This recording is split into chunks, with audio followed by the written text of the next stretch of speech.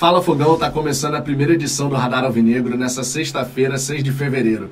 Tô aqui novamente para a gente poder trocar uma ideia a respeito de assuntos importantes, como por exemplo, a lesão do Jefinho e o impacto que isso traz para o Botafogo. Quanto tempo é esperado que o atleta fique ausente? E o que ele vai perder nesse meio do caminho, na verdade? Além disso, quero destacar aqui o clássico contra a equipe do Flamengo, nessa quarta-feira no Maracanã, a partir das 21h30. O Matheus Ponte voltou do pré-olímpico. Deve ser relacionado, mas começa jogando? O que será que o Thiago Nunes vai fazer em relação à nossa lateral direita, hein? Quero destacar também uma informação do Thiago Franklin. Ele disse que mesmo depois de todas essas contratações que a diretoria do Botafogo realizou, ainda há espaço e disposição para pelo menos mais um nome. O ponto é, para qual posição? Vamos conversar sobre isso, Fogão, só que antes eu te peço por gentileza para deixar seu like. Isso ajuda na distribuição do conteúdo, mais botafoguenses passam a conhecer o nosso trabalho. Também te convido a compartilhar nos seus grupos do WhatsApp, redes sociais, que fortalece pra caramba, e a se inscrever aqui no canal. Ontem nós encerramos o dia com 39.650 inscritos. Hoje tenho confiança que a gente vai ultrapassar a marca dos 39.700 e ainda essa semana bateremos a marca dos 40 mil inscritos, que é uma marca histórica aqui para o canal. Sempre lembrando que nessa terça-feira temos programação completaça aqui. Tem esse vídeo de 8 da manhã, a resenha tradicionalíssima da hora do almoço, outro vídeo às 18 horas e outra resenha às 22h05. Então, 4 conteúdos ao longo desse dia para você ficar muito bem informado e poder falar à vontade sobre Botafogo. Fechou? Dito isso, Fogão, vamos em frente. O primeiro ponto que eu quero destacar aqui é o clássico contra o Flamengo, olhando especialmente para essa lateral direita. É possível que o Matheus Ponte seja relacionado para o clássico. E assim acontecendo, pela primeira vez nessa temporada, o Thiago Nunes vai levar a campo, vai levar a jogo, um lateral direito de ofício. Vai estar lá relacionado. Agora, vai começar jogando ou vai começar como uma opção no banco de reservas? O Tietê vai seguir improvisado ou o Matheus Ponte vai ter a oportunidade de sair jogando? São questões importantes. Eu, particularmente falando, não colocaria o Matheus Ponte para jogar contra o Flamengo. Pô, Vitor, mas o cara é lateral direito, a gente está precisando de um lateral direito de ofício. Sim, só que o Matheus Ponte, me parece, ainda está cru. E o ideal, portanto, seria utilizá-lo diante de um Volta Redonda, de uma equipe pequena aqui do futebol carioca. Não simplesmente chegar e pegar o jogador e pum, vai jogar aqui e vai enfrentar o Bruno Henrique. Eu acho que a chance de dar uma cagada geral ali pelo lado direito da defesa é muito grande. Então eu preferiria que o Tietê seguisse improvisado. Pelo menos enquanto a gente não tem o Damian Soares, né? Ele vai acertar com o Botafogo. Está em ritmo competitivo, porque lá na Espanha eles estão na metade final da temporada. Então ele vai chegar, treinar com seus companheiros e vai poder jogar. Muito em breve ele vai estar disponível. De repente, contra o Volta Redonda, ele está sendo relacionado. Imagino que sim. Só que é aquilo. É clássico. O Botafogo precisa ganhar. E você sabe muito bem, Fogão, que quando se trata de um clássico contra o Flamengo, os ânimos ficam exaltados. Você sabe disso. Se o Matheus Ponte entra e acaba indo mal, vai ter muito torcedor do Botafogo dizendo, aí, tá vendo? É mais um desses garotos aí que o Botafogo contratou que não joga nada. É um gasto de dinheiro à toa, não sei o quê. A gente sabe como é que funciona. Então eu entendo que não é o cenário ideal, o cenário correto para inserir o Matheus Ponte na equipe. Mas eu quero saber a sua opinião.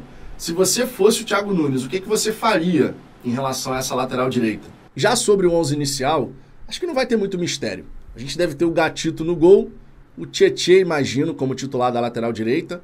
Na dupla de zaga, Lucas Halter e Alexander Barbosa. Na esquerda, o Hugo.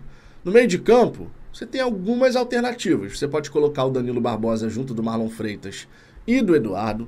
Ou você pode, de repente, ter Danilo Barbosa, Marlon Freitas e Savarino. Ou você pode ter ainda Marlon Freitas, Eduardo e Savarino.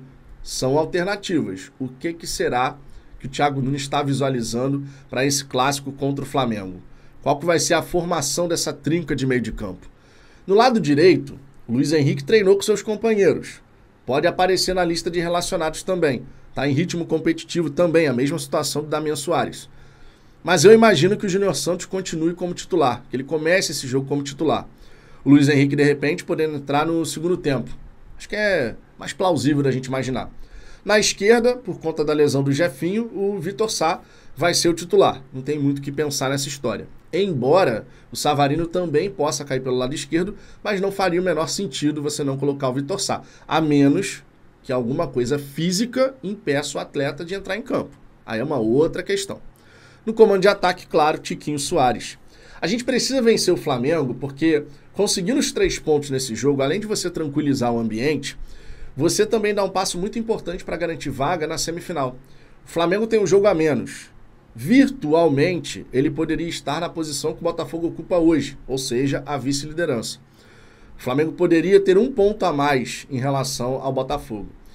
Só que a gente pode ampliar a nossa vantagem e mesmo com o jogo a menos, o Flamengo não conseguir alcançar a gente. Então a gente vai estar com a faca e o queijo na mão para avançar para a semifinal, garantindo vaga na Copa do Brasil da próxima temporada, é bom que se diga. Me diga lá, coloca aí nos comentários, qual que seria o seu 11 para enfrentar o Flamengo nessa quarta-feira? Aproveitando que a gente está falando aqui do 11 inicial e tal, vamos falar de Jefinho, né? O jogador diante da equipe do Nova Iguaçu acabou sentindo uma lesão, ficou todo mundo preocupado, porque ele botou a mão na coxa, no posterior da coxa, mas próximo, mais perto ali do joelho, na parte de trás. Só que no exame de imagem, segundo o Hélito Arruda, foi constatada uma lesão grau 2, tá, do posterior da coxa. Lesão grau 2 não é a mais grave, o que é um ponto positivo, mas é uma lesão chata, porque afeta algumas estruturas musculares. E a lesão muscular, normalmente, ela é traiçoeira, porque quanto mais estruturas musculares são danificadas, quanto mais fibras são danificadas, maior pode ser o processo de fibrose depois. Eu estou falando isso não só porque eu estudei, né? Eu sou graduado em Educação Física pela FRJ, apesar de não exercer. Mas eu já tive na minha vida muita lesão de posterior de coxa. Não grave, tá? Nada grau 2, 3 e tal, nada disso. Grau 1 normalmente. Mas ainda assim, era um processo enjoado. Porque você pensa que está bem, você começa a fazer o esforço físico, você acha que está tudo normal, mas você faz um pouquinho mais de intensidade e aí sente aquela fisgada. É sinal de que ainda não está 100% recuperado. Então, o Jefinho ele pode ficar uns 45 dias ausente. É claro que o Botafogo, fazendo fisioterapia em 3 períodos, ele vai tentar encurtar esse período, o que é natural. Afinal de contas, é um jogador importante para o elenco, que vem fazendo um bom começo de temporada, e o Botafogo, claro, vai querer ter o atleta à disposição o mais rápido possível. Mas eu entendo que tudo tem que ser feito com muita cautela, porque se você força o retorno e você tenta fazer o Jefinho voltar a campo, sei lá, ao invés de 45 dias, que seja, vou colocar aqui 35 dias, 10 dias a menos. É possível? É possível. Mas você vai estar correndo um risco. E eu não sei se vale a pena correr esse risco, porque o Vitor Sá tem capacidade de fazer bem aquele lado, a gente sabe disso. Então eu, Vitor, eu prefiro que o Jefinho faça todo o tratamento, sem você tentar acelerar um retorno do atleta para correr um risco, que você faça tudo bonitinho conforme deve ser, para que depois você conte com o Jefinho durante toda a temporada, em todas as competições. De verdade. Eu confio no Vitor Sá ali pelo lado esquerdo. Não é como se na ausência do Jefinho a gente está ferrado, não tem ninguém para entrar. O Vitor Sá fez um grande 2023, terminou bem, fez jogos importantes, chamando a responsabilidade. Então eu confio na capacidade do Vitor Sá de nos entregar bons resultados, bom desempenho ali pelo lado esquerdo. E justamente por essa confiança é que eu não aceleraria o retorno do Jefinho, de verdade. Mas também quero saber sua opinião sobre isso. Também quero saber o que você pensa. Se tiver a oportunidade de acelerar o retorno e ele retornar, sei lá, 10 dias antes do prazo inicialmente estabelecido, tu acha que vale? Mesmo que exista um risco de repente, forçar um pouquinho e voltar a sentir uma lesão, que não dá para desconsiderar. Realmente não dá para desconsiderar essa possibilidade. Agora, um outro ponto que eu quero falar aqui com você, Fogão, é a informação do TF. Ele comentou que mesmo depois de todas essas contratações, a diretoria do Botafogo ainda está com disposição para trazer mais um nome. O grande X da questão é para qual posição? A gente vai ter vários comentários sobre posições que ainda são necessárias. É bom que se lembre que o Botafogo já tem um pré-contrato com o Igor Jesus, centroavante. Tá tentando a liberação imediata dele, mas tá difícil. Negociar com o time árabe é complicado. Tem um pré-contrato com o Alan, que é um primeiro homem de meio de campo, especialista em desarme, marca bem pra caramba. E tem essa situação com o Damian Soares, lateral direito. Eu entendo que diante de todas as contratações que a gente realizou, um lateral esquerdo se faz necessário, tá? Porque eu enxergo que a nossa lateral esquerda ainda é uma porta de entrada para os ataques oponentes. E a gente sofreu por ali em 2023. No lado direito, o Damian Soares ele deve fechar essa porteira aí. Porque realmente é um cara que marca em cima. A principal qualidade dele é a marcação, tá sempre ali em cima dos adversários e tal. Então eu imagino que a gente possa ter um lado direito mais difícil dos ataques adversários penetrarem. Agora, e pela esquerda? O Marçal tá mostrando fragilidade física. O Hugo, defensivamente falando, a gente sabe o que dá para esperar. A gente sabe como é que funciona o Hugo. Lá na frente ele vai bem até. Consegue dar assistências e tal. Mas na defesa, ele acaba encontrando dificuldade de ter o melhor posicionamento e tudo mais. Ao mesmo tempo, você tem torcedor que vai chegar e falar assim, não, Vitor, tem que trazer o Igor Coronado e tal, porque aí o Eduardo de fato vai poder ter ali alguém para revezar, ele vai para o banco de reservas e tal. É uma possibilidade. Sabendo que o Savarino pode fazer a função ali, eu não sei se trazer um meio atacante é mais importante do que alguém que nos dê segurança defensiva pelo lado esquerdo.